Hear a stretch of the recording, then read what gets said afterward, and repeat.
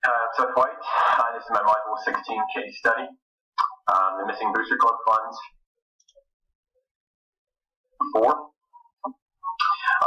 Summary of the case study. Mr. Stevens is a principal at George Washington Middle School. It's a smaller town where a majority of the community is middle or lower class mill workers. He's given the problem of figuring out where $50 came up missing from their gate collection bag at the end of one of their basketball games. There were 4 people working that night, not including himself, so he made fit. And then only 2 people were working the gate that handled that money, or the bag there, that money bag there. We'll figure out the problem. Obviously, the problem is that there's $50 missing from the collection bank bag. What do we know?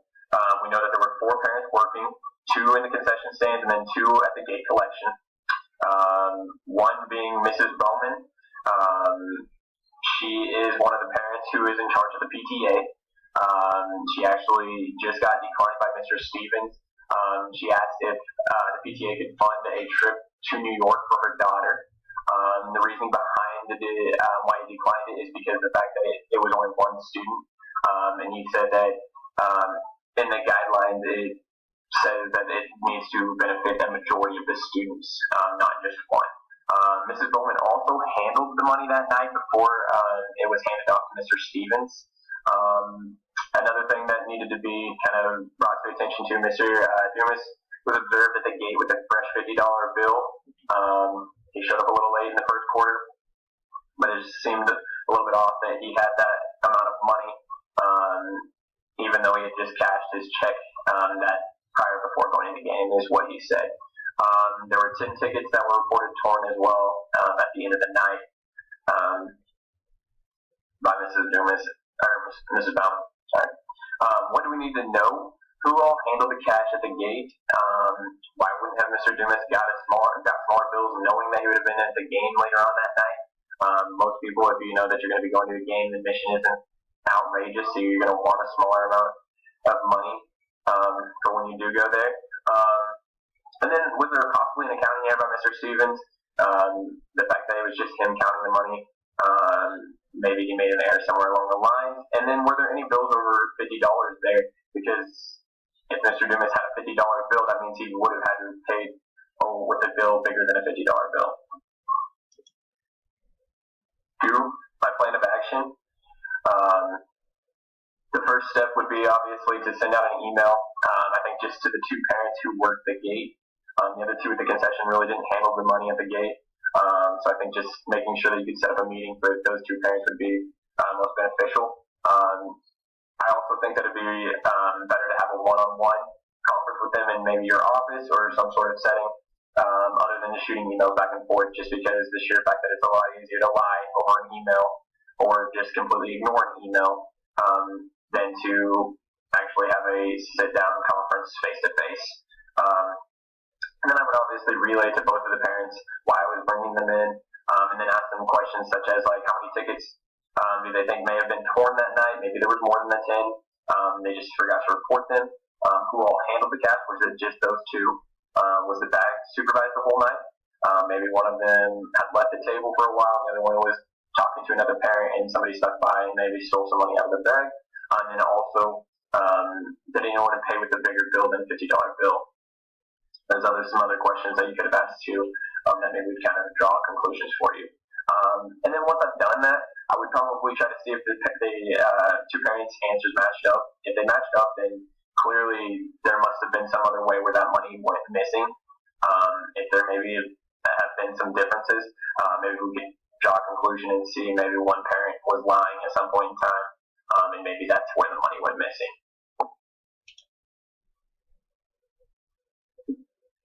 Category 3, resolve the issue. This is for the student success, obviously. That's why we do what we do. We do it for the students, and we want to see them be successful and grow. I think that more guidelines need to be put in place with handling money. Maybe have 2 people counting the money at the end of the event to make sure that there's not any accounting errors. Like I said, it's just that simple that Mr. Stevens could have maybe misplaced a couple of 20s or a couple of $5 bills somewhere along those lines, and that money just didn't get counted then. And then assign more roles. Maybe have one person that just takes the cash at the gate. They don't sell it or they don't give out any of the tickets, and then have two other people who give out tickets. Could also be helpful. When you know that there's going to be bigger games, such as maybe a rival or an in-town team or a team that doesn't have to travel very far, you know that there's going to be a lot more fans there, having more staff. That also helps Mr. Stevens, so he can actually be able to oversee some of this ticket taking, some of the concessions, and still be able to supervise as well. So he's not just stuck doing one of those jobs and trying to jump around everywhere. It gives him a little bit more lax environment. He's able to move around and be able to figure things out maybe and give better supervision in general. Like I said, maybe staff school secretary, one that would be able to handle the money at all times. Maybe have her or him take it at half, make sure that the collection adds up, the tickets add up, and then take it again at the end of the game. Just making sure that you have that double check and make sure that all the money's there and nothing is lost. And then also I think another thing that's really important is that the PTA knows where this money's going, what it's funded for. So then you don't have parents kind of asking those questions, or can I just have my student do this, or where is this money even going? Because a lot of the parents in the PTA, I'm guessing, probably don't know what the money is used for anyways. Category 4, debriefing the problem. What I was thinking, feeling, and valuing. Kind of what I was originally thinking was that Mrs. Bowman would have been one of the bigger culprits just because of the fact that she was looking for the money for her daughter's trip to New York. But then once I read the part of Mr. Dumas having the fresh $50 bill right at the gate, kind of made me raise attention to that. And then kind of another question I was thinking, what other person would have the motive to want to take the money from the school? What do they need it for? Why would they do that? That was all kind of coming to my mind as I was reading that. And then what I was feeling, I was obviously upset. Why would you want to take money from our students? Having that funding for the school and those events to help our students be successful and grow is one of the biggest parts in having a successful school. And then I also kind of felt like whoever did it definitely took advantage of Mr. Stevens in a way, just because they knew that they were understaffed. They didn't have enough people watching over the money, things like that. It's just something a moral person wouldn't do. And then valuing, I value that there are so many parents willing to volunteer their time to work these games. In a smaller community like that, it's going to be harder to find more parents who aren't working all the time to come and work those games, especially when it's going to be somebody who's working at a mill, working with their hands. They're going to be tired at the end of the day. The last thing they want to do is go and work again for free at a game and volunteer their time. So that's one thing that I think is really I really value a lot. Category 5, component 1, effective and efficient management. I think this whole problem in general could be a stepping stone for Mr. Stevens to kind of bump up adding more staff to these events, setting down more guidelines, obviously, saying, hey, we need to have this many people staffed, we need to have these people counting the money, we need to have these precautions for every event that we have. And I think once you set those management guidelines down, I think things will run a lot smoother and there'll be a lot less problems. I also think this would be a good time to get students involved. Maybe students that aren't in school events could come and work the game. They get volunteer hours. They would obviously have to have some sort of parent observation, kind of watching over them, making sure that they're not making any errors or anything like that. But I think that would be helpful because obviously when they get out in the real world, they're going to have to learn how to count money. They're going to have to learn how to give out a ticket. They're going to have to learn how to count back change at a concession stand. They're going to have to learn how to make sure that they use gloves when putting or giving someone a hot dog or something along those lines. They're all life skills that are helpful, and I think this would be a really good time to kind of implement those into an event for students. That's it for category 5. Category 5, component 2, promoting academic learning for all.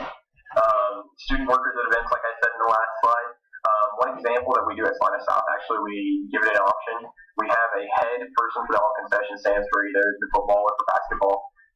But then they give out to those options of running concession stands to groups and teams to raise money for their whatever sports team it is or whatever group it is, so they can go maybe buy food or buy equipment, things like that.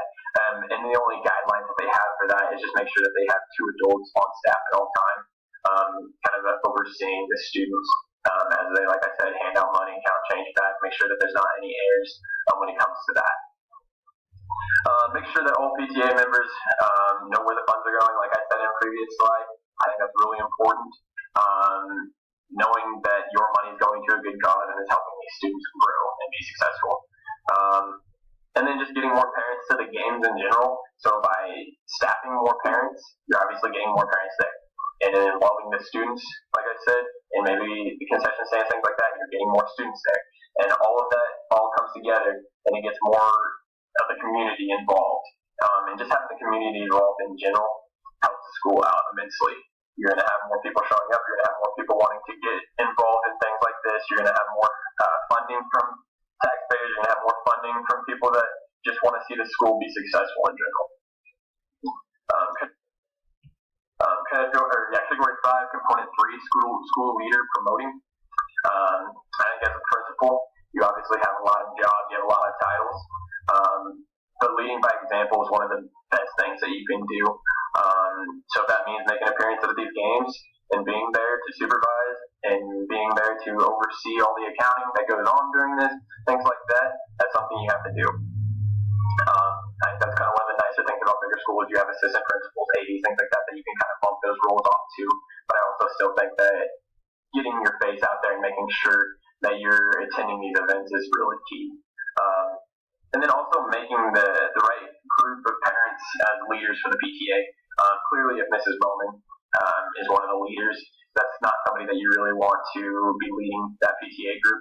Clearly, she wants to be involved in everything, but if her only goal is to have funding for her daughter, then her mind's not in the right place. She needs to look at the school as a whole and want the school to grow. Maybe a group of her daughter's friends will be just as successful and want to go to that same New York trip. Then you're growing as a school, you're growing as a community, all of that comes together.